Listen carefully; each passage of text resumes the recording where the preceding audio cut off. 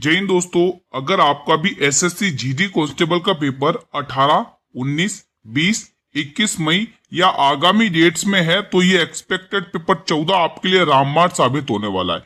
जी हाँ दोस्तों, SSC GD constable का दोस्तों सिलेबस बदल चुका है और उसी बदले हुए सिलेबस के अकॉर्डिंग मैं आपके लिए कंटेंट लेके आया हूँ।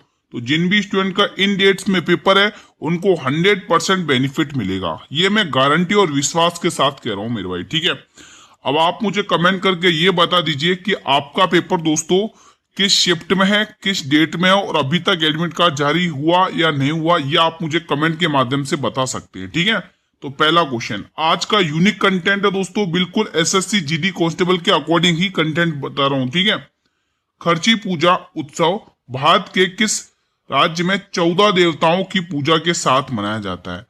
पूछने का तरीका बिल्कुल बदल चुका है दोस्तों एसएससी जीडी कांस्टेबल का। देखो, हर कोई शिफ्ट इजी आ रही, कोई शिफ्ट डिफिकल्ट आ रही है मेरे भाई। ठीक है, तो फिलहाल आप लोग यहाँ पे त्रिपुरा टिक कर लेंगे, ऑप्शन नंबर बी। दोस्तों एक चीज तो है दोस्तों, एक टॉपिक है दोस्तों जनगणना, वो हर शिफ्ट में देखने को मिल रही है और जो लोक नृत्य है वो भी आपको हर शिफ्ट में देखने को मिल रहे क्वेश्चंस। ठीक है, भारत के किस राज्य में नृत्यांजलि उत्सव मनाया जाता है? बताएंगे आप लोग कमेंट करके इसका आंसर। इसका सही जवाब हो जाएगा मेरे भाई, तमिलनाडु में ये मनाया जाता है। देखो तमिलनाडु अभी चर्चा में रहा है, आप सभी को पता ही है दोस्तों। ठीक है, विजयपति थेलापति की वजह से। ठीक है, विजय थेलापति की वजह से। प्रसिद्ध संगीत, देखो यहां से क्वेश्चन आ भी रहा है। मैंने दोस्तों याद हो तो कल या परसों वाली वीडियो में कहा था कि कुचिपुड़ी पूछ लिया, मोहिनीअट्टम पूछ लिया, कथकली पूछ लिया, अब आपका है भरतनाट्यम, और कल के पेपर में भरतनाट्यम पूछा है। प्रसिद्ध संगीतकार जाकिर हुसैन निम्न में से किस वाद्य यंत्र से संबंधित है? बताएंगे इसका आंसर। तो सही जवाब तबला हो जाएगा, ऑप्शन नंबर सी। अगला प्रश्न, एशियाई खेल 2022 में भारत ने कुल कितने पदक जीते हैं? बताइए दोस्तों इसका आंसर। इसका सही जवाब हो जाएगा ऑप्शन नंबर बी, 107 पदक जीते हैं। पूछने का तरीका बिल्कुल एसएससी जीडी का बदल चुका है दोस्तों। अब आप ये क्वेश्चन अटेंड करना और आपको देखना 100% बेनिफिट मिलेगा आपके एग्जाम में, सही बता रहा हूं। फाहियान किस गुप्त सम्राट के शासनकाल के दौरान भारत में आया था? बहुत ही यूनिक और इंपोर्टेंट क्वेश्चन है मेरे भाई। एक हिंट दूं क्या आपको? चंद्रगुप्त द्वितीय फिलहाल आप लोग टिक कर लेंगे, और चंद्रगुप्त द्वितीय को ही दोस्तों विक्रमादित्य कहा जाता है। चंद्रगुप्त प्रथम को क्या कहा जाता है? महाराजा धीराज की उपाधि दी थी। ठीक है, ये ध्यान रखना है इनको। लोकसभा के पहले अध्यक्ष कौन थे? बताएंगे आप लोग, लोकसभा के पहले अध्यक्ष के कौन थे? इसका गठन किस अनुच्छेद के तहत होता है? कौन मुझे बताएगा कमेंट बॉक्स में। आप सभी से रिक्वेस्ट है कमेंट के माध्यम से बताइए। फिलहाल आपको जीवी मावलंकर टिक करना है, ऑप्शन नंबर बी। अगला क्वेश्चन देखेंगे आप लोग, किस संविधान संशोधन द्वारा सिंधी भाषा को 8वीं अनुसूची में जोड़ा गया है? सिंधी भाषा को 8वीं अनुसूची में जोड़ा गया दोस्तों, तो वो है 21वां संविधान संशोधन अधिनियम। अगला क्वेश्चन देखेंगे, क्वेश्चन नंबर 8 बताइएगा, बहुत ही इंपोर्टेंट है। 2011 की जनगणना के अनुसार भारत में शहरी जनसंख्या का कितना प्रतिशत था? बहुत बहुत इंपोर्टेंट क्वेश्चन है, बहुत बहुत इंपोर्टेंट क्वेश्चन है। बताइए इसका आंसर। इसका सही जवाब 31.16%। अब जनगणना के वो कौन से इंपोर्टेंट क्वेश्चन पूछेगा, वो इससे बाहर शायद ही पूछे। ध्यान से सुनना है, यूनिक तरीके से आज मैं पढ़ा रहा हूं, बिल्कुल एसएससी के तरीके से। ठीक है, यूनिक तरीके से गहराई में पूछ रहा है क्वेश्चन। पहले, भारत की 2011 की जनगणना कुल 15वीं जनगणना थी। एक क्वेश्चन तो आपको ये पूछ सकता है, और आपको पूछेगा स्वतंत्र भारत की, तो आपको टिक करना है 7वीं जनगणना थी। ठीक है, फिर 2011 की जनगणना का आदर्श वाक्य क्या था दोस्तों? हमारी जनगणना हमारा भविष्य, यह आदर्श वाक्य था। ठीक है, कुल जनसंख्या घनत्व कितना था? 382। अच्छे से रीड आउट कर लो, अच्छे से स्क्रीनशॉट ले लो, इसी में से एक आध क्वेश्चन पूछेगा, ये मैं गारंटी और विश्वास के साथ कह रहा हूं। 2001 और 2011 के दौरान जो दशक की वृद्धि दर, ये पूछ सकता दोस्तों, कितनी है? 17.7% रही है। नागालैंड एकमात्र ऐसा राज्य है जहां पर वृद्धि दर ऋणात्मक रही, यानी 0.6 तक दर्ज की गई है। भारत में शहरी जनसंख्या कितना है? 31.16%, और ग्रामीण जनसंख्या कितना है मेरे भाई? 68.84%। इन्हीं में से क्वेश्चन पूछेगा अगली एग्जाम डेट्स में, मैं विश्वास के साथ कह रहा हूं, ये अच्छे से रट लेना आप लोग। सर्वाधिक जनसंख्या घनत्व दोस्तों बिहार का है कितना, 1106। अरुणाचल प्रदेश का कितना, 17 है। न्यूनतम पूछेगा तो अगर सर्वाधिक मतलब कि भारत का लिंगानुपात पूछेगा तो 380, तो सॉरी 943 आपको टिक करना है दोस्तों, ठीक है। और सर्वाधिक लिंगानुपात वाला राज्य पूछ लेगा तो आपको केरल टिक करना है कितना, 1084, ठीक है। और अगर हरियाणा न्यूनतम पूछेगा तो हरियाणा का 879 टिक करना है, ठीक है।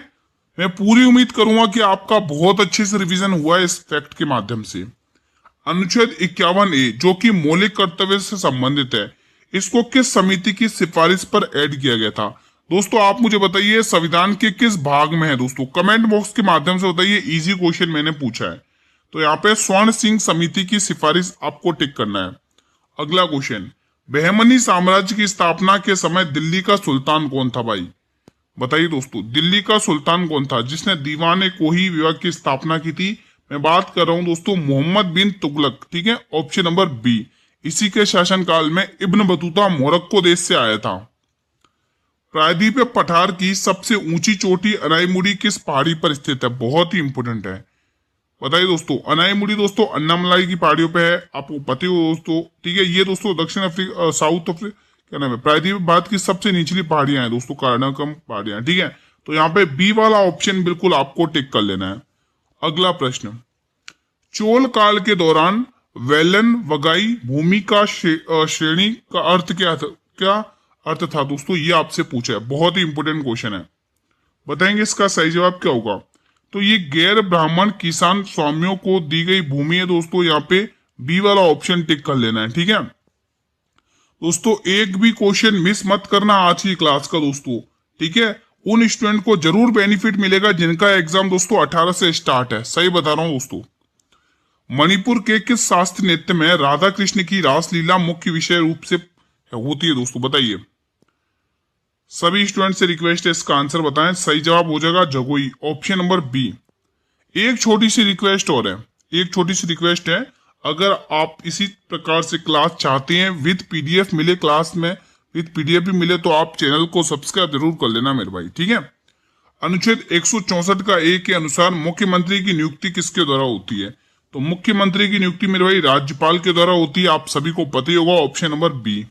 और राज्यपाल की नियुक्ति किसके द्वारा होती है दोस्तों? राष्ट्रपति के द्वारा। जीएसटी परिषद का अध्यक्ष कौन होता है? जीएसटी परिषद का अध्यक्ष दोस्तों कौन होता है? केंद्रीय वित्त मंत्री होते हैं, ऑप्शन नंबर बी। अगला क्वेश्चन, अनुच्छेद 239 का संबंध किससे है? अनुच्छेद 239 का संबंध किससे है? तो आप ये कहोगे केंद्र शासित प्रदेशों का प्रशासन से संबंधित है, ठीक है। अब जो स्टूडेंट कह रहे हैं ना दोस्तों एक भी क्वेश्चन नहीं आया, अरे हो सकता भाई 50-60 शिफ्ट होती हैं, हो सकता दोस्तों आपका एग्जाम दोस्तों किसी मतलब जो पेपर है दोस्तों वो कठिन वाली शिफ्ट में आ जाए और किसी के इजी वाले में आ जाए। क्वेश्चन तो आ रहे हैं दोस्तों, यही फर्क है बस, ठीक है। जो पढ़ाए क्वेश्चन वैसे ही आ रहे हैं, उसी से रिलेटेड आ रहे हैं दोस्तों, क्वेश्चन वैसे के वैसे ही आ रहे हैं, बस फर्क यही है किसी की शिफ्ट में टफ क्वेश्चन आ गए, किसी के में इजी आ गए, ये फर्क पड़ रहा है, ठीक है। एलिफेंटा की गुफाएं मुख्य रूप से किस देवता को समर्पित हैं?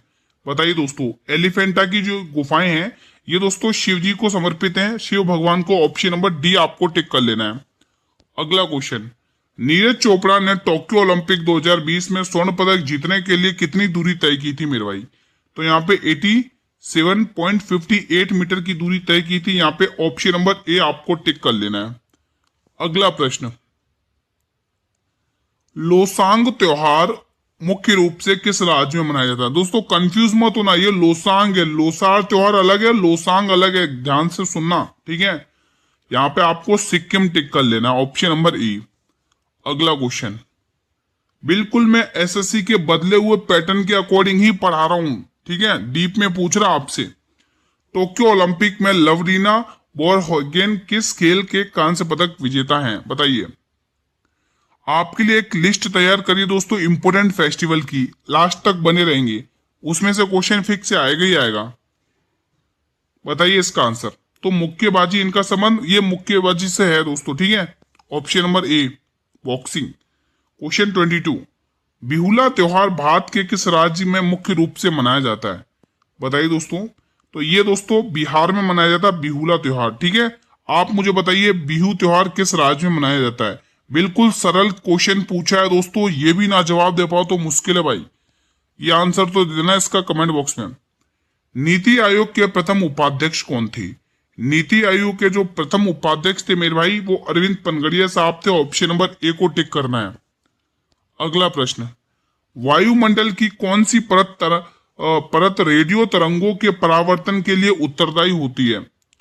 वायुमंडल की कौन सी परत रेडियो तरंगों के परावर्तन के लिए उत्तरदायी होती है? सभी स्टूडेंट बताएं।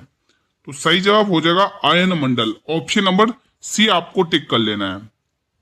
अगला प्रश्न, बिहू नृत्य के 3 प्रकारों में से कोंगाली बिहू किस महीने में मनाया जाता है? इनमें से एक क्वेश्चन तो आएगा ही आएगा आपके एग्जाम में।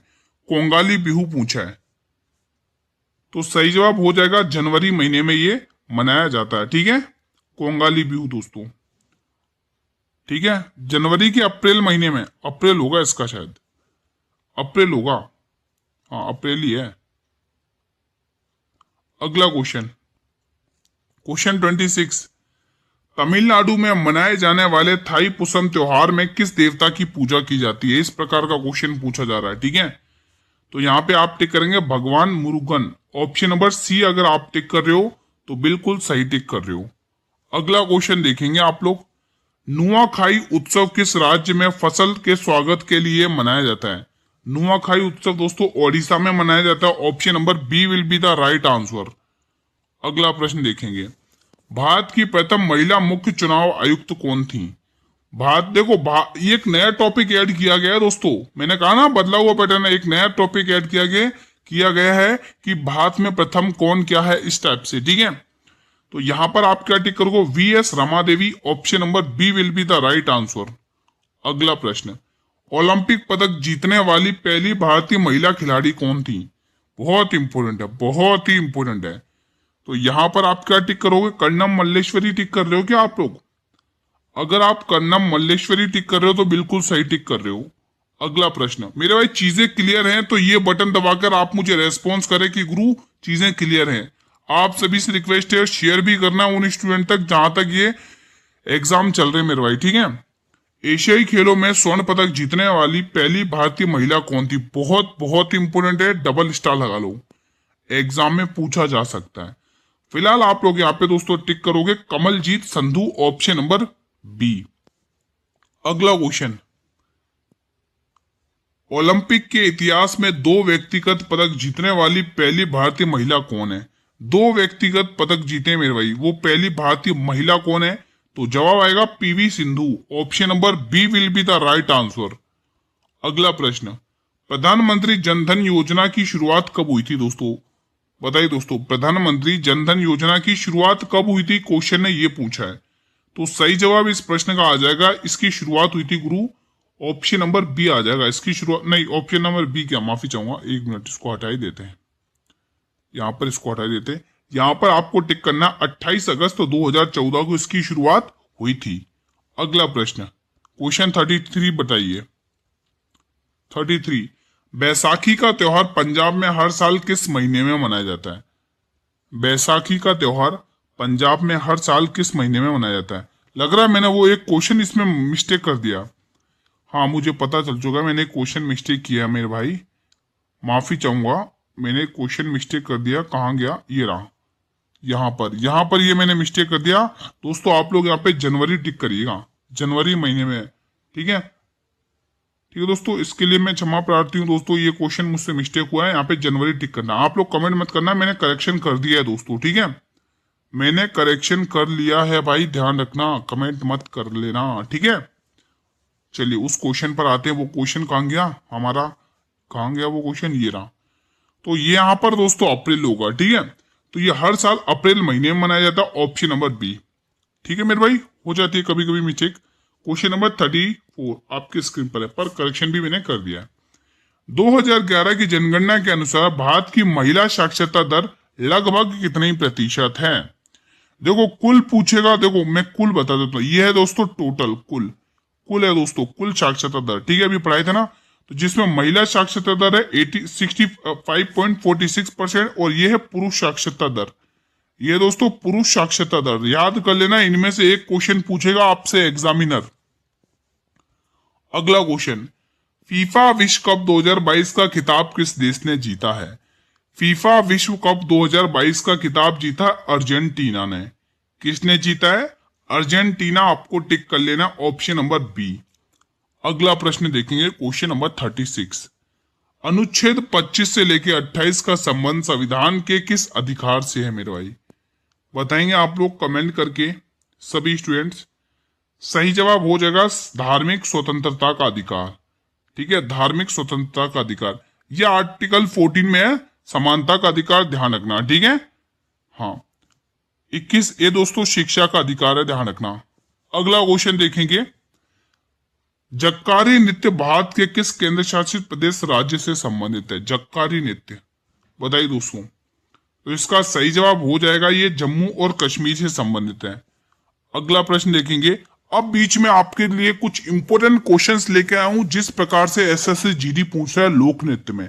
सीधे बहुत कम पूछ रहा है, टेढ़े मेढ़े घुमा के क्वेश्चन पूछ रहा है। अब देखिए ध्यान से।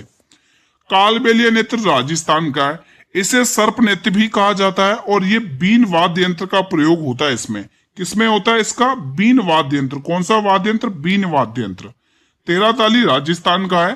कामर जनजाति की महिलाओं के द्वारा शरीर पर 13 मंजिलें बांधकर बैठकर नृत्य किया जाता है। एक एक पॉइंट नोटिस करना मेरे भाई, एग्जाम में पूछेगा इन्हीं में से, ये विश्वास के और गारंटी के साथ कह रहा हूं, 100% पूछेगा। बगुरम्बा असम का दोस्तों, इसे तितली नृत्य भी कहा जाता है, जो बोडो जनजाति, ये ध्यान रखना, बगुरम्बा बोडो जनजाति के द्वारा मनाया जाता, असम का है, ध्यान रखना।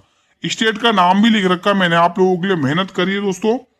अब यहाँ पर एक नृत्य है दोस्तों, पंडवानी नृत्य। कहाँ का है मेरे भाई? छत्तीसगढ़ का। ये आपको ध्यान में रख लेना है, ठीक है। इसमें महाभारत की कथाएं सुनाई जाती हैं, ये भी आपको याद रखना है। अब हम बात करेंगे यक्षगान, जो कि आपके एग्जाम में पूछा जा चुका है। ये नृत्य और नाटक का मिश्रण है। इसमें चेंदा चेंदा चेंदा मतलब ढोल है, ढोल का इस्तेमाल होता है। चेंदा किसको कहा जाता है? ढोल। तो मैं इसको हाईलाइट कर देता हूं, यहां से पूछेगा एग्जामिनर। अब यहाँ पे लावड़ी नृत्य, ध्यान रखना, महाराष्ट्र का है। ये ढोलकी की थाप पर होता है दोस्तों, और इसमें नर्तकी 9 गज की साड़ी पहनती है मेरे भाई। ये आपको फैक्ट याद करना है, ठीक है। अगला फैक्ट, अगला क्वेश्चन, अगला फैक्ट के साथ, जैसे डांग लोक नृत्य, ये गुजरात का है। इसमें नर्तक एक दूसरे के कंधे पर चढ़कर पिरामिड बनाते हैं। मोस्ट इंपोर्टेंट क्वेश्चन है। छाऊ नृत्य दोस्तों झारखंड और बंगाल में मनाया जाता है, होता है दोस्तों। इसमें मुखौटा का प्रयोग किया जाता है। एग्जाम में पूछता है कि किस नृत्य में मुखौटा का प्रयोग किया जाता है, तो छाऊ नृत्य ध्यान रखेंगे, ठीक है। और ये युद्ध की कलाओं पर आधारित है। कड़सा नृत्य ये झारखंड का है।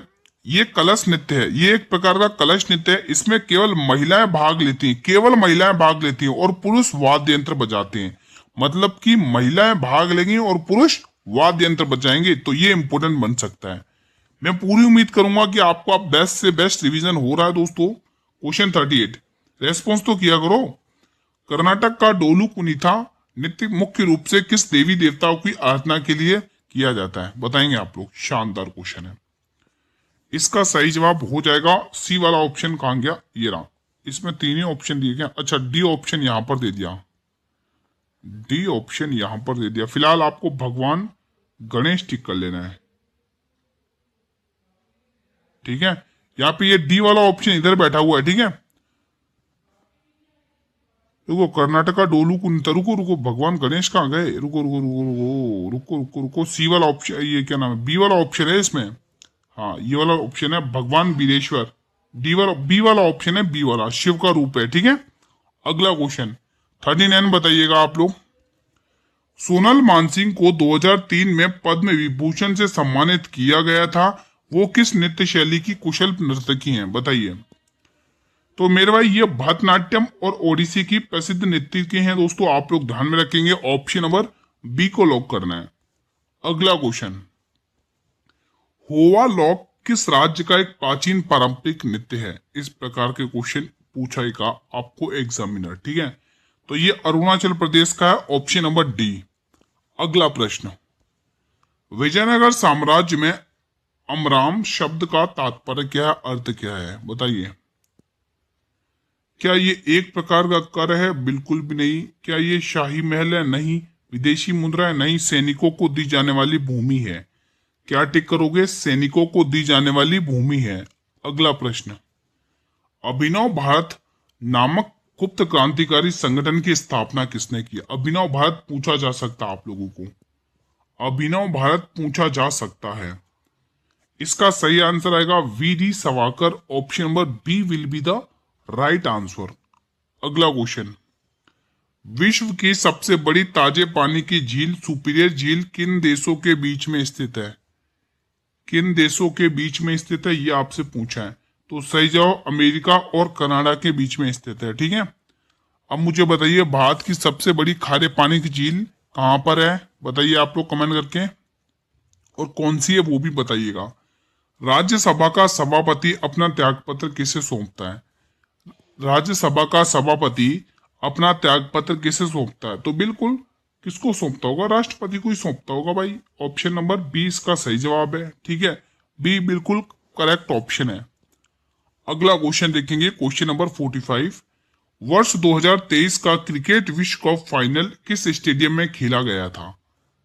आईपीएल 2008 तक का पूछ लिया गया है, तो आप देख सकते हैं उटपटांग क्वेश्चन पूछ रहा है एसएससी। बच्चों को तो हवा भी नहीं लग रही कहां से क्वेश्चन आ रहा है। ठीक है, तो ध्यान रखना इस बार पैटर्न चेंज हो रहा है दोस्तों, क्योंकि दोस्तों कुछ शिफ्ट हो चुकी है, अब जो बचा हुआ है दोस्तों उसमें हर शिफ्ट में हार्ड आते ही जा रहा दोस्तों, है ना, मॉडरेट आता ही जा रहा पेपर। फिलहाल आप लोग यहाँ पे टिक करेंगे Narendra Modi stadium, option number C. कहां पर है ये बताइएगा मुझे कमेंट बॉक्स में कमेंट करके बताया कोई। अगला क्वेश्चन, 73वें संविधान संशोधन जो कि 1992 के समय भारत के प्रधानमंत्री कौन थे? दोस्तों ये संविधान संशोधन पूछा जा रहा है दोस्तों, ये पंचायत से संबंधित है। किससे संबंधित है? पंचायत से संबंधित है। ठीक है, पंचायत को पंचायती राज का दर्जा दिया गया था। तो इसका आंसर दोस्तों आपको टिक कर लेना मेरे भाई, P V Narasimha Rao. Option number C will be the right answer. अगला क्वेश्चन, संविधान की छठी अनुसूची इनमें से किस राज्य पर लागू नहीं होती है? बहुत इंपोर्टेंट है भाई, बहुत ही इंपोर्टेंट है। यहीं पर मुझे आप लोग 3 कमेंट करके बताएंगे, 3 क्वेश्चन दूंगा यहाँ पे। आप मुझे बताइए अनुसूची 7। देखो ये मैं आपको पढ़ा चुका हूं इसीलिए पूछ रहा हूं। ठीक है, अनुसूची 7, अनुसूची 7 बताइए। यहीं पे शॉर्ट में लिख रहा हूं अनुसूची, मुझे आप अनुसूची आप मुझे 8 बताइए, और यहीं पर आप मुझे अनुसूची 9 बताइए। ये 3 क्वेश्चंस के आंसर आप मुझे कमेंट बॉक्स में बताइए। मैं ये बहुत बार करवा चुका हूँ, बहुत बार, गिनती नहीं है कितनी बार करवाया, कितनी बार रिवीजन करवाया। तो इनके आंसर आप मुझे इस कमेंट के माध्यम से बताएंगे। ठीक है, फिलहाल आपको दोस्तों यहां पर क्या टिक करना है? यहां पर टिक करोगे कि मणिपुर नहीं है, असम, मेघालय, त्रिपुरा है, लेकिन मणिपुर नहीं है। अगला क्वेश्चन, 2024 के खेलो इंडिया यूथ गेम्स का आयोजन किस राज्य में किया गया है? शानदार क्वेश्चन है। 2024 के खेलो इंडिया यूथ गेम्स का आयोजन किस राज्य में किया गया है? तो ये किया गया तमिलनाडु में। मेरे भाई सी वाला ऑप्शन आपको बिल्कुल टिक कर लेना, option number C will be the right answer. अगला प्रश्न भी देख लेते हैं, क्वेश्चन नंबर 49। भारत में जनगणना का कार्य गृह मंत्रालय के अधीन कौन सा अधिकारी करता है? मतलब कल की शिफ्ट में आई थिंक पूछा गया था कि भारत में जो जनगणना है ना दोस्तों, उसका वो कौन करवाता है? गृह मंत्रालय करवाता है मेरे भाई, ये ध्यान रखना। ठीक है, अब इसके थोड़ा और भी पूछ सकता है तो कि कौन सा अधिकारी करवाता है? तो ध्यान रखना दोस्तों, महा रजिस्टर एवं जनगणना आयुक्त करवाता है। ठीक है, तो ध्यान रखना। और दोस्तों 2011 की जनगणना के जनगणना आयुक्त कौन थे? डीसी चंद्रमौली। यहीं पे लिख दूं क्या? डीसी चंद्रमौली। ठीक है, तो ये क्वेश्चन आपको एग्जाम में पूछा जा सकता है। ये मैं दोस्तों 2011 के अकॉर्डिंग की बात कर रहा हूं। ठीक है, तो डीसी और जनगणना अधिनियम क्या था दोस्तों? 1948 का था अधिनियम। अधिनियम भी पूछ सकता है आपको, अधिनियम पूछेगा आपसे, अधिनियम। देखो जनगणना का क्वेश्चन हर शिफ्ट में आ रहा है दोस्तों, 1-2 क्वेश्चन हर शिफ्ट में देखने को, ऐसी कोई शिफ्ट नहीं है जहां पर नहीं पूछा। अधिनियम 1948 का ध्यान रखोगे मेरे भाई। ठीक है, तो यहाँ पे डी वाला ऑप्शन परफेक्ट है। क्लास का अंतिम प्रश्न, महात्मा गांधी जी ने किस अधिवेशन की अध्यक्षता की थी मेरे भाई? बताइए, बहुत इंपोर्टेंट है, सभी स्टूडेंट बताएंगे। इंपॉर्टेंट क्वेश्चन है। देखो, कराची अधिवेशन में सरदार वल्लभ भाई पटेल ने अध्यक्षता की थी, ठीक है। तो यहाँ पे ए वाला ऑप्शन टिक करना, बेलगांव अधिवेशन, जो कि कर्नाटक में हुआ था, ठीक है। तो यहाँ पे इसमें गांधी जी ने अध्यक्षता की थी, एग्जाम में पूछा जा सकता है, ठीक है। फिलहाल आज का सेशन में यहीं पर वाइंड अप करता हूँ। एक छोटा सा और एक प्यारा सा रेस्पॉन्स करिएगा कमेंट के माध्यम से, सेशन कैसा रहा रिवीजन। कल दोस्तों मैं आपके लिए और भी मेहनत करूंगा दोस्तों, और अच्छे से अच्छा कंटेंट प्रोवाइड करूंगा और आपका सिलेक्शन दिलवा के रहूंगा दोस्तों, ठीक है। क्योंकि जिन अब जो एग्जाम है मेरे भाई, वो 18 तारीख से स्टार्ट होंगे, ठीक है। ये सेकंड फेज का एग्जाम हो चुके, अब थर्ड फेज स्टार्ट होगा, फिर उसके बाद फोर्थ फेज होगा, ठीक है। 4 फेज में हो रहे हैं एग्जाम, आप सभी को पता ही है। स्लॉट भी बुकिंग किए हुए होंगे आप लोगों ने, ठीक है। तो आप लोग दोस्तों बताइए कमेंट के माध्यम से सेशन कैसा रहा। ये बटन दबाकर एक बार कमेंट के माध्यम से बताएंगे कि सेशन कैसा रहा। वीडियो को लाइक करेंगे, शेयर करेंगे। अगर आप चाहते कि इसी प्रकार से डेली क्लासेस चलें और पीडीएफ भी मिलती रहे टाइम टू टाइम, तो चैनल को सब्सक्राइब कर लो, बेल नोटिफिकेशन बेल को प्रेस कर लो, ताकि आने वाले हर वीडियो का नोटिफिकेशन मिलता रहे। इसकी पीडीएफ आपको टेलीग्राम चैनल पर मिल जाएगी, जिसका लिंक मैंने इसी वीडियो के डिस्क्रिप्शन बॉक्स में दिया हुआ है मेरे भाई, ठीक है।